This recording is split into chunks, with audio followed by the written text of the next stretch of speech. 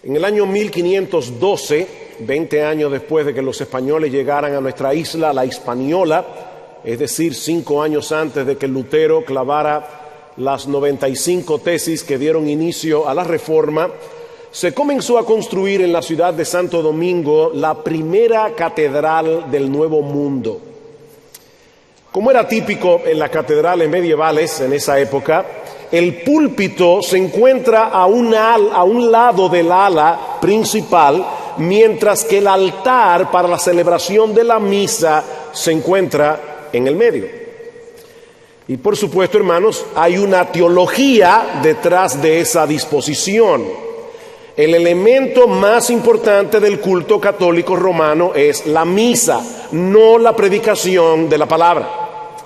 Pero a raíz de la Reforma del siglo XVI, los protestantes dieron tal preeminencia a la predicación en el culto congregacional que colocaron el púlpito donde antes estaba el altar. Y ese ha sido uno de los distintivos de las iglesias herederas de la Reforma a través de los siglos, el lugar central que ocupa la predicación de la palabra en sus cultos congregacionales en el día del Señor. Pero, mis hermanos, lamentablemente, esa perspectiva se ha ido desvaneciendo en las últimas décadas en muchas iglesias evangélicas alrededor del mundo. Cada vez es mayor el número de personas que considera que la predicación jugó un papel predominante en una época de la historia de la iglesia donde los libros eran escasos, donde no teníamos radio, televisión, internet. Pero los medios de comunicación han avanzado tanto en los últimos años que muchos se cuestionan si no debiéramos ponernos a tono con la época en la que nos ha tocado vivir y ministrar. Por otra parte, debemos reconocer, mis hermanos, que la sociedad, sobre todo la sociedad occidental, ha experimentado cambios trascendentales a partir de la década de los 60. Vivimos en una sociedad profundamente relativista, radicalmente secular, que tiende a rechazar toda declaración que pretenda tener validez universal. Y aún de la capacidad que tiene el lenguaje hablado y el lenguaje escrito para comunicar las ideas en una forma objetiva y significativa. De hecho, hermanos, esta es una época en que las imágenes visuales parecen tener más preeminencia que las palabras. Sobre todo si el mensaje que tú quieres transmitir tiene más de 140 caracteres. Y a la luz de esa realidad, muchos se preguntan si la iglesia no debiera buscar otras formas más creativas de transmitir el mensaje del evangelio. ¿No deberíamos acaso reducir el tiempo de la predicación en nuestros cultos o sustituirla por videos, por dramas, por grupos de discusión? Bueno, ese es el tema que yo quisiera considerar con ustedes en esta tarde. El tema que me ha tocado es la predicación en el siglo XXI. Y quiero que vayan conmigo, por favor, a la segunda carta de Pablo a Timoteo. Segunda carta de Pablo a Timoteo, capítulo 3, versículo 14. Y vamos a leer hasta el capítulo 4, versículo 5.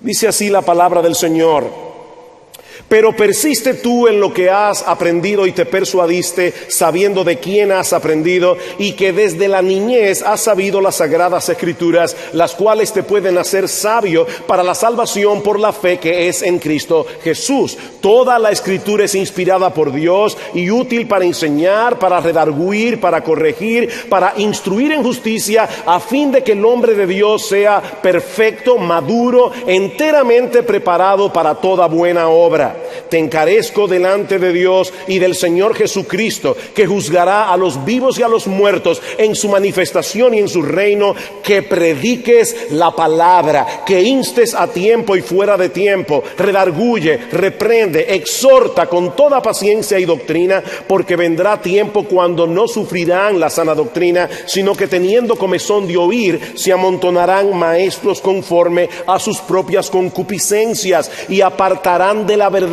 el oído y se volverán a las fábulas.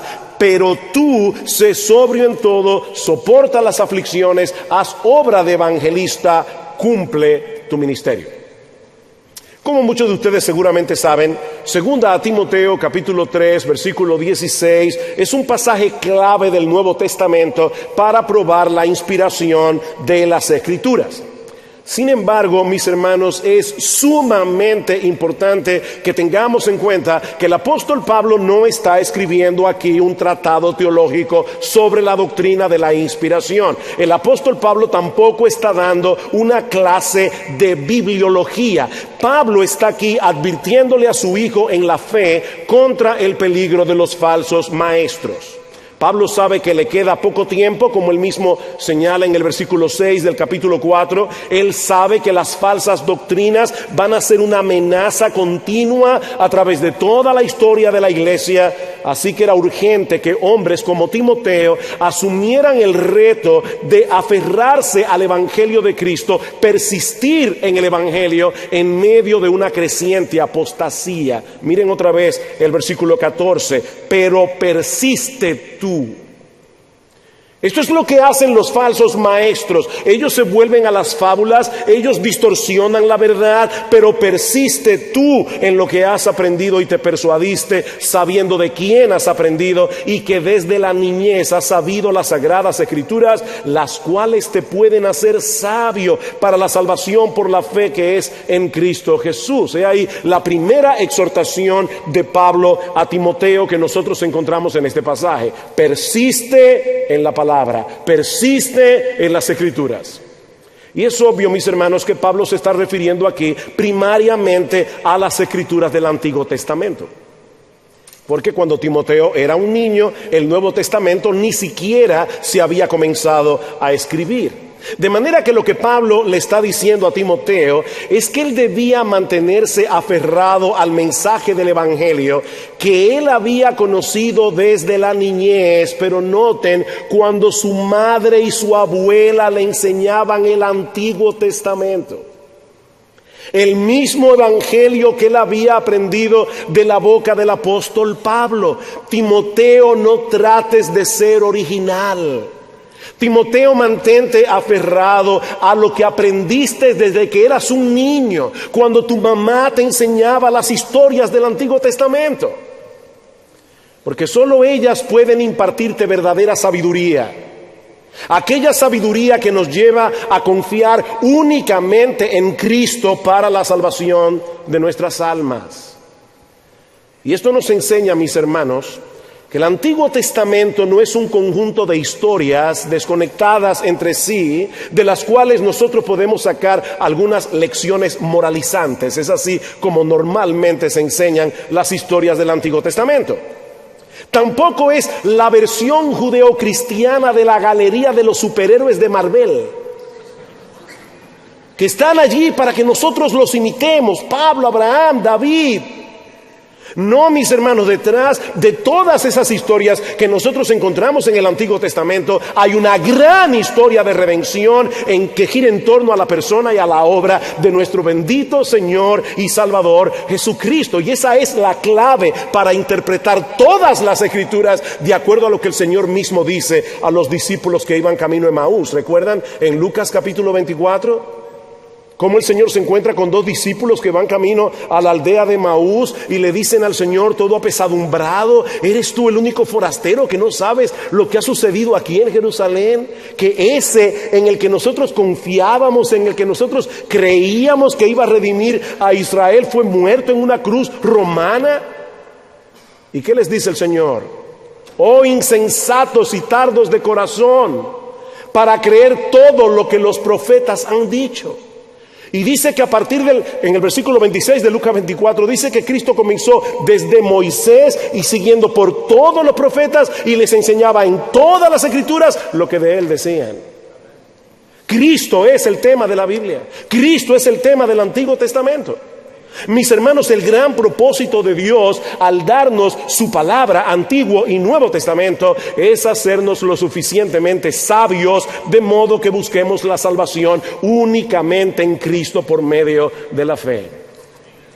Así que, predicador, si tú estás predicando las Escrituras y no te encuentras por ninguna parte con Cristo en tu predicación, te extraviaste de camino. Te extraviaste de camino. Porque Cristo es el tema de la Biblia. Cristo es el centro de la Biblia. Cristo es la gloria de la Biblia. Y es en ese contexto que ahora Pablo le recuerda a Timoteo el origen y la suficiencia de las Escrituras. ¿Notan que no es una clase aislada de bibliología que Pablo está dando aquí? Es en ese contexto que Pablo le dice a Timoteo, versículo 16, toda la Escritura es inspirada por Dios. Y esta palabra que se traduce como inspirada significa literalmente Dios alentada o Dios inspirada. Así como por la palabra del Señor fueron hechos los cielos y la tierra y todo el ejército de ellos por el aliento de su boca, dice en el Salmo 33, versículo 6, de la misma manera, mis hermanos, las sagradas escrituras se originaron de principio a fin en la mente de Dios. Cuando la Biblia habla, es Dios el que habla. Como dice Kevin DeJohn, cada libro, cada capítulo, cada línea, cada palabra de la Biblia fue soplada por el aliento de Dios. Por eso Cristo dice en Mateo capítulo 5, versículo 18, que ni una tilde, ni una jota pasará de la ley hasta que todo se haya cumplido. Y el Señor se está refiriendo allí a la letra más pequeña del alfabeto griego, la iota. Y la tilde, si podemos compararlo con el español, ustedes han visto que la P y la R se diferencian en que la R es una P con bastón. Bueno, ese bastón es la tilde. O sea, Cristo está diciendo ni siquiera eso, esa pequeña marca que diferencia una letra hebrea de la otra o una letra griega de la otra, ni siquiera eso va a pasar de las Escrituras hasta que todo se cumpla, porque hasta eso fue inspirado por el Espíritu de Dios. Eso quiere decir, mis hermanos, que nosotros no podemos escoger de la Biblia los mandamientos que vamos a obedecer. Nosotros no podemos escoger de la Biblia las doctrinas que queremos creer. Toda la Escritura es inspirada por Dios, desde Génesis hasta Apocalipsis. Y precisamente por eso toda la Escritura, dice Pablo, es útil. Toda la Escritura es beneficiosa, no solamente los Salmos, no solamente Proverbios. Toda la Escritura es inspirada, toda la Escritura es útil, toda la Escritura es beneficiosa, ventajosa, apropiada para llevar a cabo el propósito que Dios tenía en mente cuando la inspiró. Toda la Escritura es inspirada y útil para enseñar, para redarguir, para corregir, para instruir en justicia, a fin de que el hombre de Dios sea perfecto, de que el hombre de Dios sea maduro, y me encanta esta palabra, enteramente preparado para toda buena obra. Literalmente Pablo dice en el texto griego, súper equipado para toda buena obra. En otras palabras, esa misma Escritura que nos hace sabios para la salvación por la fe que es en Cristo Jesús, es la misma que usa Dios para llevarnos a la madurez, para santificarnos y para super equiparnos para toda buena obra. Por medio de la Biblia somos salvados, por medio de la Biblia somos santificados. ¿Cuál es la oración del Señor en Juan 17? Santifícalos en tu verdad, santifícalos en tu verdad, tu palabra es verdad. Dios salva por medio de su palabra, Dios santifica por medio de su palabra. ¿Recuerdan ustedes aquella historia del rico y Lázaro en Lucas capítulo 16? Cómo el rico va al infierno y allí le pide a Abraham, Padre Abraham, manda a Lázaro que vaya a mi casa y le predique la palabra a mis hermanos. ¿Qué le dice Abraham en la historia que Cristo cuenta? A Moisés y a los profetas tienen, óiganlos. No, Padre Abraham, pero él sabía que sus hermanos no leían la Biblia, así que no es de esa manera. Si Lázaro se levanta de la tumba y llega a casa y le dice a mis hermanos, yo soy Lázaro, yo morí y resucité, ¿verdad? Como ese libro que hay ahora del niño que fue al cielo. Mira, déjame decirte algo, si tú necesitas leer la historia de ese niño para saber que se puede ir al cielo, tú tienes problemas. Cristo le dice en boca de Abraham aquí, si no oyen a Moisés y a los profetas, tampoco se persuadirán, aunque algunos se levanten de los muertos. Si no van a creer a través de las Escrituras, no van a creer de ninguna manera. Y de hecho, la misma Biblia lo comprueba, porque hubo un hombre que precisamente se llamaba ¿cómo? Lázaro, al cual Cristo resucitó. ¿Y qué quisieron hacer los fariseos con Cristo cuando resucitó a Lázaro? Matar a Jesús y matar a Lázaro. Nadie va a creer si no es a través de la Biblia. Nadie va a ser santificado si no es a través de la palabra de Dios. Ahora bien, si la Biblia es el instrumento que Dios usa para salvar y santificar al creyente, ¿cuál es entonces la responsabilidad primaria que tenemos nosotros como ministros del Evangelio? Nosotros como ministros del Evangelio. Y eso nos lleva a la segunda exhortación del texto, capítulo 4. Timoteo, te encarezco delante de Dios y del Señor Jesucristo, que juzgará a los vivos y a los muertos en su manifestación y en su reino, que prediques la palabra. Yo le doy muchas gracias al Señor por esos hombres del pasado que dividieron la Biblia en capítulos y en versículos. Imagínense qué lío, ¿verdad? Si no tuviéramos capítulos y versículos. Pero a veces la Biblia está dividida en capítulos en lugares no apropiados. Esa división no es inspirada. Alguien de broma decía que el que dividió la Biblia en capítulos estaba sentado en un burro. Cada vez que el burro saltaba, ahí dividió un capítulo. Y a veces el burro saltaba en el momento más inoportuno.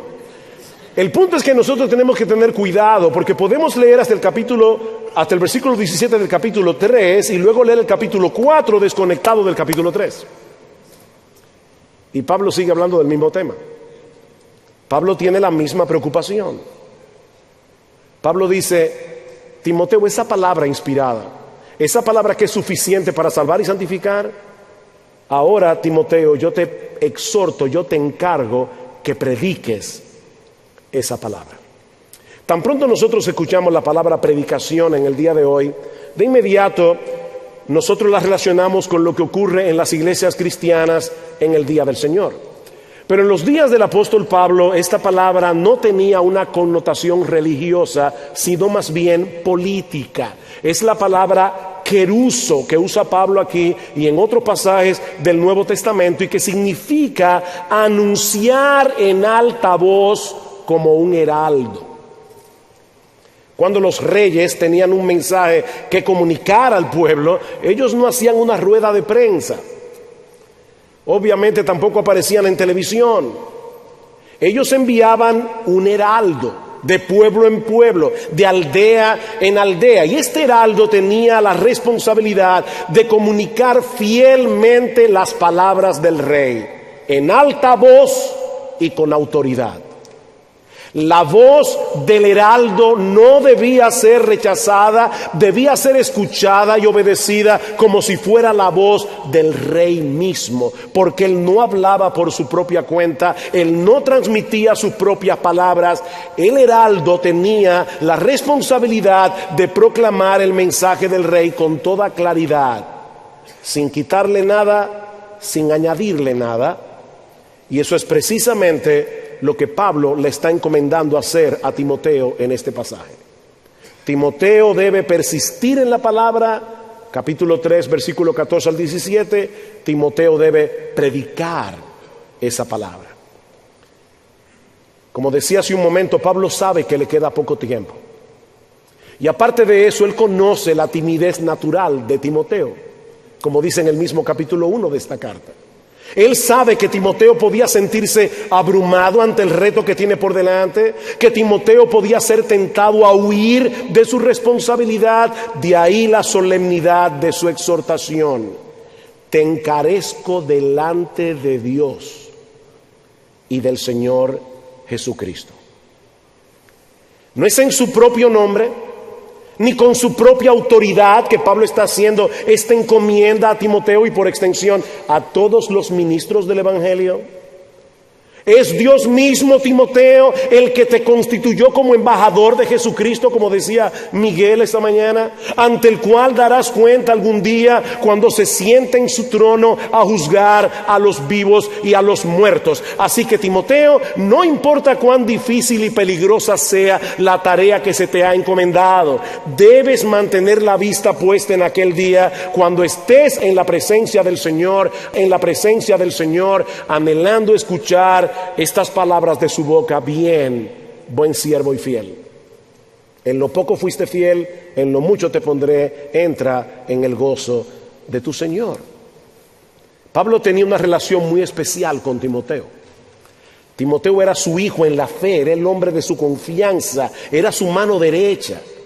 Pero Pablo quiere dejar bien claro en la mente de Timoteo que este encargo no era personal.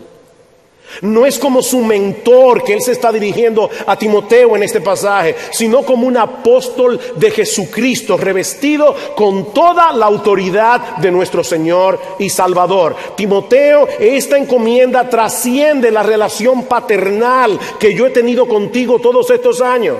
Timoteo, es delante de Dios y del Señor Jesucristo que te estoy encomendando en esta hora que prediques la palabra.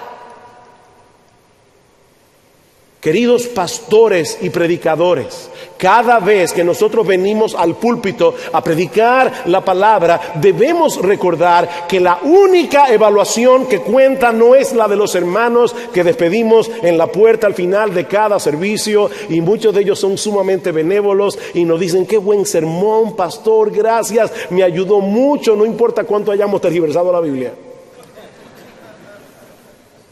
No fueron ellos los que nos llamaron a predicar. Así que no es la evaluación de los hermanos la que cuenta, mis hermanos. Pablo dice en 2 Corintios 2:17, yo recomiendo que todos los que predican la palabra aquí, todos pongan este texto enfrente del lugar donde estudian las Escrituras cada semana. Pablo dice: no somos como muchos que medran falsificando la palabra de Dios, sino que con sinceridad, como de parte de Dios y delante de Dios, hablamos en Cristo. Imagínate que tú estás en una conferencia como esta,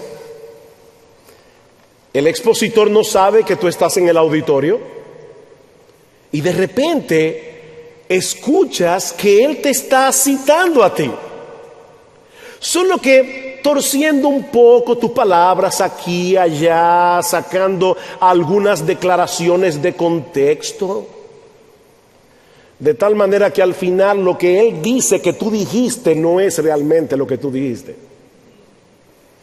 ¿Cómo te sentirías? Bueno, ahora imagínate que eres tú el que estás predicando y que es Dios el que está sentado en primera fila cada domingo, escuchando tu predicación atentamente, tomando notas. ¿Te estará mirando con cara de aprobación o con cara de preocupación? Bueno, esa es la realidad que Pablo está poniendo delante de Timoteo y por extensión delante de todos nosotros, ministros del Evangelio. Cuando tengamos que presentarnos en el tribunal de Cristo, ¿saben qué, mis hermanos? En ese momento, en la segunda venida del Señor, ¿no seremos evaluados por el tamaño de nuestras iglesias? ¿No seremos evaluados por la cantidad de sermones nuestros que han sido subidos a YouTube? ¿Ni cuántas personas lo escucharon? Somos administradores de los misterios de Dios, dice Pablo en 1 Corintios capítulo 4, versículo 2. Y lo que se requiere de los administradores es que cada uno sea hallado famoso. Que cada uno sea hallado original. No, lo que se requiere de los administradores es que cada uno sea hallado fiel. ¿Qué le dice Pablo aquí mismo a Timoteo en este texto que muchos conocen de memoria? Procura con diligencia presentarte a Dios, no a los hermanos, no a la iglesia, presentarte a Dios aprobado como obrero que no tiene de qué avergonzarse. ¿Y cuál es ese obrero que no tiene de qué avergonzarse? Aquel que usa bien la palabra de verdad. Así que esta es una encomienda bien solemne. Timoteo, te encomiendo delante de Dios y del Señor Jesucristo. ¿Y cuál es la encomienda? ¿Cuál es esa cosa tan solemne que Pablo tiene que exhortar a Timoteo y que reviste de tanta seriedad? Que prediques la palabra. que prediques la palabra. Si toda la escritura es inspirada por Dios y suficiente para salvar y santificar, entonces, Timoteo, dedica todo tu esfuerzo, todas tus energías a predicar esa palabra. Ese debe ser el corazón de tu ministerio. Predica la palabra. Predica la palabra. Predica la palabra. Predica la palabra. ¿Saben que yo tengo la convicción de que una de las razones por las cuales en muchos púlpitos hoy no se está predicando la palabra de Dios es porque los predicadores ya perdieron la confianza en la inspiración y la suficiencia de las Escrituras? Ese es el problema. Timoteo, predica la palabra, porque solo la palabra es inspirada por Dios, solo la palabra salva, solo la palabra santifica. Ahora, ¿qué significa eso? ¿Qué significa predicar la palabra? Pero pongan mucha atención, porque lo que voy a decir es bien profundo. Predicar la palabra significa predicar la palabra. Es predicar la palabra. Mis hermanos, es lamentable, pero muchos predicadores suben al púlpito con su Biblia, pero la usan como una rampa de lanzamiento, desde la cual sale el satélite hacia el espacio y comienza a orbitar alrededor de la Tierra sin tener ningún contacto con la rampa de lanzamiento. Ellos citan la Biblia y después comienzan a hablar de un montón de cosas y teorías y estadísticas y datos científicos y no sé qué cosa. Predica la palabra. Nosotros fuimos llamados a proclamar lo que Dios ha dicho en su palabra, en vez de usar la palabra como una excusa para dar a conocer nuestras opiniones y pensamientos. Por eso alguien decía que los predicadores necesitamos recordar continuamente que el poder de la predicación no reside en la predicación. ¿Oyeron eso? El poder de la predicación no reside en la predicación, sino en su contenido. En otras palabras, no es nuestra predicación la que hace eficaz el Evangelio, es el Evangelio lo que hace eficaz nuestra predicación. Así que no venimos al púlpito a exponernos a nosotros mismos, no venimos al púlpito a dar una charla de autoayuda, no venimos al púlpito a decir a las personas cómo vivir su mejor vida ahora. No. Decía Martín Lutero, el púlpito es el trono de la palabra de Dios. El púlpito es el trono, no del predicador. Es el trono de la palabra de Dios. Es esa palabra la que debe ser expuesta para la gloria de Dios y para el bien de las almas que nos escuchan cada domingo. Es sorprendente pensar en el Señor Jesucristo como predicador. Miguel decía esta mañana, como en Lucas y en Marcos capítulo 1, dice lo mismo, que cuando Él comenzó su ministerio, Marcos resume el ministerio del Señor en Galilea como vino predicando el evangelio del reino de Dios. Dios tiene un solo hijo y es predicador. Jesús vino predicando. Ahora escuchen lo que dice Jesús de su predicación. Mi doctrina no es mía, sino de aquel que me envió. El que quiera hacer la voluntad de Dios conocerá si la doctrina es de Dios o si yo hablo por mi propia cuenta. El que habla por su propia cuenta, su propia gloria busca. Juan capítulo 7. El que expresa sus propias opiniones está buscando su propia gloria. Pero el que busca la gloria de Dios predica la palabra de Dios. Escuchen a Cristo otra vez, porque yo no he hablado por mi propia cuenta. Me encanta esto. El Padre que me envió, Él me dio mandamiento de lo que he de decir y de lo que he de hablar. Y sé que su mandamiento es vida eterna. Así pues, lo que yo hablo, lo hablo como el Padre me lo ha dicho. ¡Wow! El Hijo de Dios, el Dios encarnado, la segunda persona de la Trinidad, no se atrevió a hablar por su propia cuenta. ¿Quiénes somos nosotros?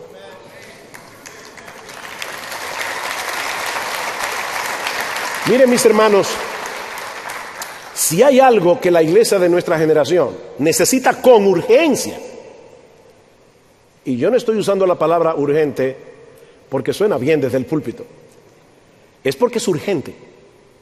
Si hay algo que la iglesia de nuestra generación necesita con urgencia, son predicadores que se dediquen en cuerpo y alma a interpretar, explicar y aplicar las sagradas escrituras. La debilidad de la iglesia en nuestra generación se debe en gran medida a la debilidad de sus púlpitos.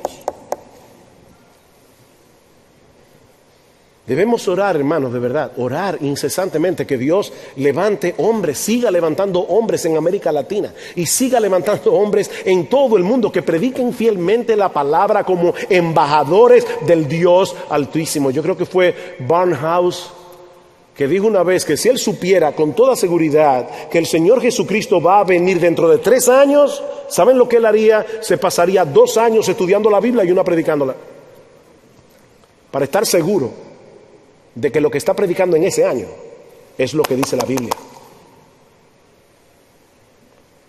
Pero Pablo no solo dice a Timoteo que debía predicar la palabra, sino que ahora le da otras exhortaciones dentro de la misma exhortación. Y le dice: Timoteo, predica la palabra, pero predícala incesantemente, persistentemente. Versículo 2. Que prediques la palabra, que instes a tiempo y fuera de tiempo. Que instes a tiempo y fuera de tiempo. Timoteo, debes predicar la palabra en las oportunidades que Dios te da, cuando la gente te quiere oír. Pero también debes predicarla cuando el tiempo no parece propicio y cuando la gente no quiere seguir oyendo. A tiempo y fuera de tiempo. Eso fue lo que le dijo el Señor a Ezequiel en Ezequiel capítulo 2 versículo 7. Dice: les hablarás pues mis palabras, escuchen o dejen de escuchar, porque son muy rebeldes. Ezequiel predica la palabra, Timoteo predica la palabra. No importa cómo responda el auditorio, predica la palabra. Escuché a alguien decir recientemente que nosotros no debemos mantenernos predicando fielmente la palabra de Dios solo cuando nos parece que está viendo frutos. Hay personas que están predicando la palabra, la iglesia parece que no está creciendo, al lado le instalan una sucursal de falsoprofeta.com y esta iglesia está abarrotada de gente. Cada domingo no caben en el parqueo. Y ahí está este pastor predicando la palabra. ¿Qué debe hacer? No parece haber frutos. Bueno, déjame decirte lo que de ninguna manera debes hacer. No debes dejar de predicar la palabra para hacer otras cosas que parecen más atractivas, que parecen más emocionantes y que probablemente darán frutos artificiales. Mantente predicando la palabra de Dios a tiempo y fuera de tiempo. ¿Que sabes lo que puede ocurrir? Que si el Señor lo quiere, porque Él es soberano, a su tiempo Él te visitará y usará la palabra, su palabra, para traer vida en medio de un valle de huesos secos. ¿Recuerdan Ezequiel 37? Ese valle lleno de huesos, y el texto dice secos en gran manera. ¿Vivirán esos huesos? ¿Tú lo sabes, Señor? Bueno, Ezequiel profetiza sobre esos huesos. Y el Espíritu de Dios, por medio de la palabra, trajo vida en medio de un valle de huesos secos.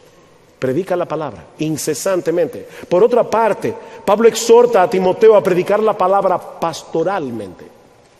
Pastoralmente, que prediques la palabra, que instes a tiempo y fuera de tiempo, redarguye, reprende, exhorta con toda paciencia y doctrina. Muchas cosas que el pastor tiene que hacer por medio de la palabra de Dios. Y créeme, si predicamos fielmente todo el consejo de Dios, con toda seguridad vamos a exponer el error, vamos a exponer los pecados de los que nos escuchan para poder traerlos a la fe y al arrepentimiento. Debemos reprender, debemos redarguir, debemos confrontar claramente el pecado, aún sabiendo que ese tipo de predicación no es del agrado de todo el mundo. Oí la historia de unos diáconos que se acercaron al pastor y le dijeron: bueno, pastor, por la reacción que hay en la gente de la iglesia, parece que usted está rascando el gato al revés. Y este pastor le dijo muy sabiamente: entonces volteen al gato. Volteen al gato. Yo voy a seguir predicando lo que tengo que predicar, pero no te quedes ahí. Pablo, le dice a Timoteo que él debe también exhortar, alentar, estimular con toda paciencia y doctrina. Luego de haberles mostrado su pecado, llévalos a la cruz. No los dejes en su pecado. Mis hermanos, la culpa no motiva, y la culpa viene de Dios. La culpa es el aparato sensitivo que Dios le ha dado al alma para saber que algo no anda bien. Pero Dios nos dio la culpa, ¿saben para qué? Para llevarnos a la fe y al arrepentimiento, para llevarnos y atraernos con cuerdas de amor a la cruz del Calvario. Así que sí, confróntalos con su pecado. Así que sí, confróntalos con su pecado, pero luego llévalos a la cruz, donde Cristo pagó nuestra deuda con la justicia de Dios hasta el último centavo. Muéstrales a Cristo, llévalos a Cristo. Ahora es interesante que Pablo le diga a Timoteo: exhorta con toda paciencia y doctrina. ¿Por qué con toda paciencia? Porque Dios tiene su tiempo para obrar por medio de su palabra. Y yo no sé si ustedes se han dado cuenta, pero generalmente el tiempo de Dios no coincide con el nuestro. Dios tiene su tiempo. Así que predica y espera. Nosotros quisiéramos, ¿verdad?, los pastores que estamos aquí, predicar un domingo acerca del chisme y ya no hay más chisme en la iglesia hasta que Cristo vuelva. Pero mira, si eso es lo que tú estás esperando, mejor siéntate a esperarlo, porque nunca va a llegar. La santificación no funciona así. Predica con toda paciencia y doctrina. Predica la palabra. ¿Cómo debemos hacerlo? Incesantemente, debemos hacerlo pastoralmente. Pero ahora Pablo le hace ver a Timoteo la razón por la que él debía predicar la palabra de ese modo. Versículo 3. Porque vendrá tiempo cuando no sufrirán la sana doctrina, sino que teniendo comezón de oír, se amontonarán maestros conforme a sus propias concupiscencias y apartarán de la verdad el oído y se volverán a las fábulas. Mis hermanos, ¿ustedes se están dando cuenta de lo que Pablo está hablando aquí? Se amontonarán maestros. ¿Quiénes? O aquellos que quieren oír esos maestros. Ellos se amontonarán para sí maestros, que les digan lo que ellos quieren oír. Pablo no se está refiriendo en este pasaje a los inconversos que están fuera de la iglesia, no, mis hermanos. Él está hablando de los inconversos que están adentro y creen que son creyentes. Él está hablando de esos incrédulos que se han bautizado, que son miembros de la iglesia y que no quieren escuchar una predicación fiel de las Escrituras. Ellos quieren que los predicadores les digan lo que ellos quieren oír. Alguien decía que los falsos maestros no tendrían una plataforma si las iglesias no estuvieran llenas de personas como las que Pablo describe aquí. Y esta es una visión interesante, porque nosotros muchas veces hablamos de cómo se están multiplicando, ¿verdad?, los falsos maestros. Pero de lo que Pablo está hablando aquí es de cómo se están multiplicando en las iglesias los que quieren oír a los falsos maestros. Juan Calvino, comentando acerca de ese texto, dice: la locura de los hombres será tan grande que ellos no estarán satisfechos con unos cuantos engañadores. No, ellos desearán tener una multitud. Y el diablo siempre tiene a mano un número suficiente de tales maestros como el mundo lo quiere tener. El diablo tiene un arsenal de falsos maestros. ¿Cómo que tú lo quieres? es de la prosperidad, no hay problema. Ahí sí hay muchos. ¿Qué es lo que tú quieres? Porque el diablo tiene un maestro para ti, ya preparado, ordenado y todo. Dice en Jeremías 5:30, cosa espantosa y fea es hecha en la tierra. Los profetas profetizaron mentiras, los sacerdotes dirigían por mano de ellos y mi pueblo así lo quiso. Ahí estaban los profetas profetizando mentiras, los sacerdotes utilizando los falsos profetas y el pueblo contento. Eso era lo que ellos querían. ¿Qué debemos hacer nosotros ante esa terrible realidad? Capítulo 4, versículo 5. Pero tú, ven otra vez el pero tú del versículo 14, del capítulo 3. Eso es lo que están haciendo los falsos maestros. Pero tú, Timoteo, tú eres diferente. Pero tú, sé sobrio en todo. Timoteo, mantente alerta. Timoteo, cuídate a ti mismo en medio de tanta apostasía. ¿Recuerdan el texto que Miguel expuso esta mañana en Hechos capítulo 20, versículo 28? Tened cuidado de vosotros mismos y del rebaño en que el Espíritu Santo os ha puesto por obispos para apacentar la iglesia del Señor, la cual él ganó por su propia sangre. ¿Saben cuál es la razón que Pablo da en el versículo 29? Miguel lo leyó esta mañana. ¿Cuál fue la razón? Porque de entre vosotros mismos se levantarán lobos rapaces que no perdonarán al rebaño, del cuerpo pastoral de la iglesia. Y uno se pregunta, ¿cómo es que algunos pastores comienzan su ministerio predicando fielmente la palabra de Dios y terminan apostatando?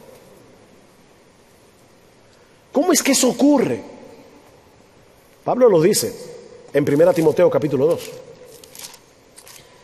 Escuchen esto, 1 Timoteo 1:18.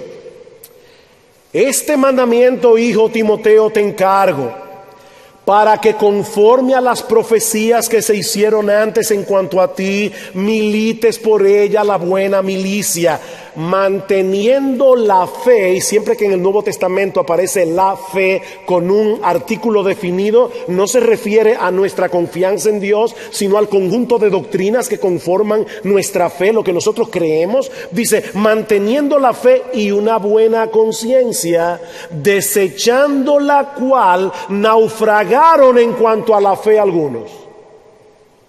¿Qué fue lo que estos hombres desecharon que terminaron naufragando? ¿La fe o la buena conciencia? La buena conciencia.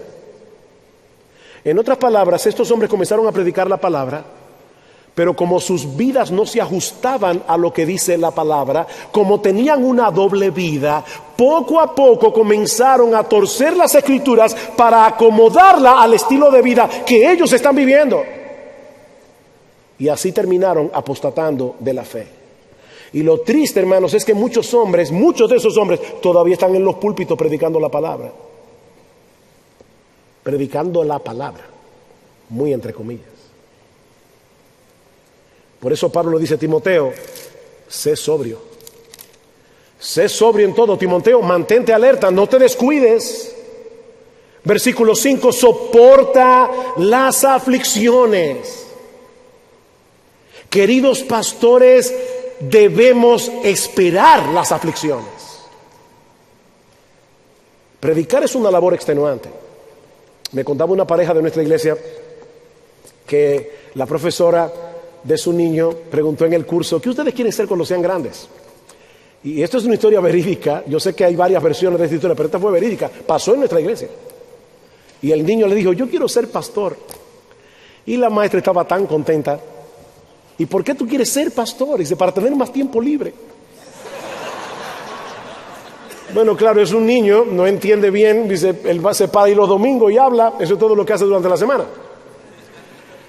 Pablo dice en 1 Timoteo 5:17, los ancianos que gobiernan bien sean tenidos por dignos de doble honor, mayormente los que trabajan en predicar y enseñar. Y la palabra copiao, la palabra griega que aparece allí, es la misma palabra que se usa en Apocalipsis capítulo 2, versículo 2, cuando el Señor le dice a los hermanos en Éfeso, yo conozco tu arduo trabajo y paciencia.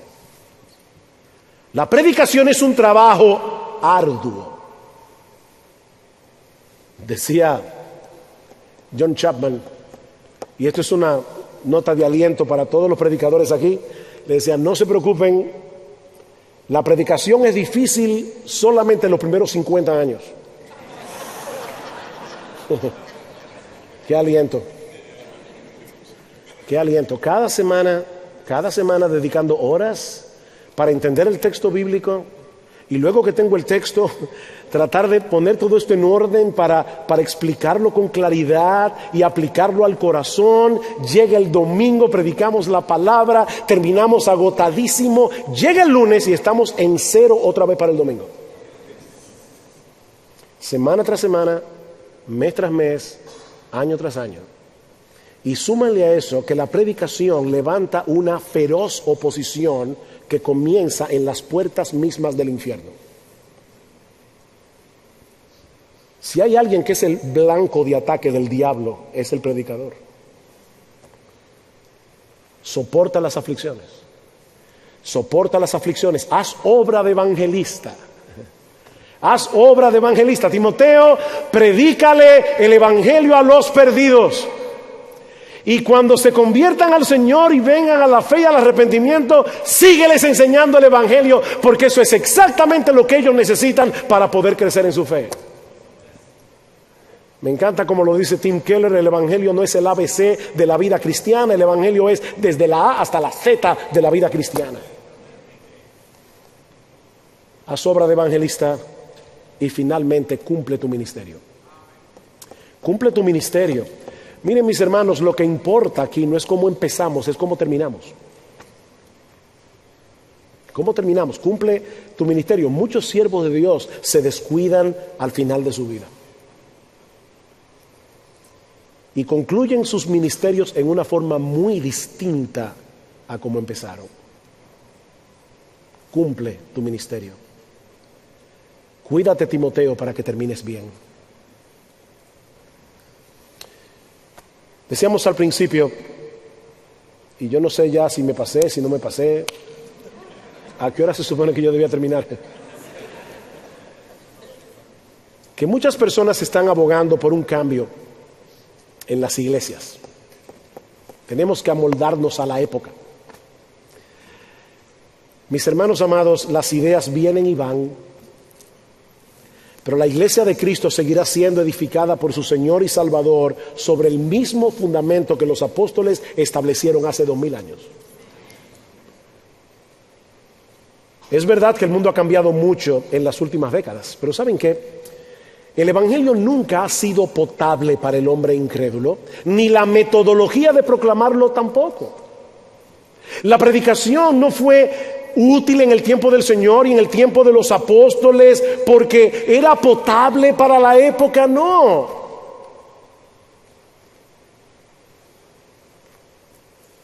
Nunca la cultura ha sido favorable a la predicación del evangelio.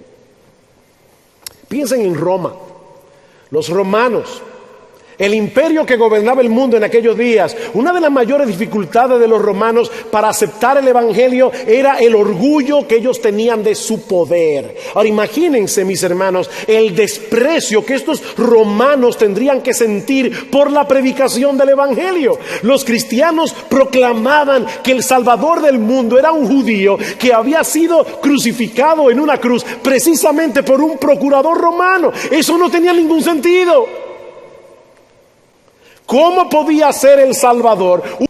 ¿Cómo podía ser el Salvador un hombre que ni siquiera pudo impedir que lo llevaran a la cruz? Y para colmo, sus seguidores no contaban con ninguna cosa espectacular para ganar adeptos. Lo único que hacían era predicar la palabra, hablar de ese Salvador y de esa obra redentora. Y sin embargo, ahí está Pablo queriendo ir a Roma a predicar el evangelio. ¿Saben por qué? Porque no me avergüenzo del evangelio, porque es poder de Dios para salvación a todo aquel que cree.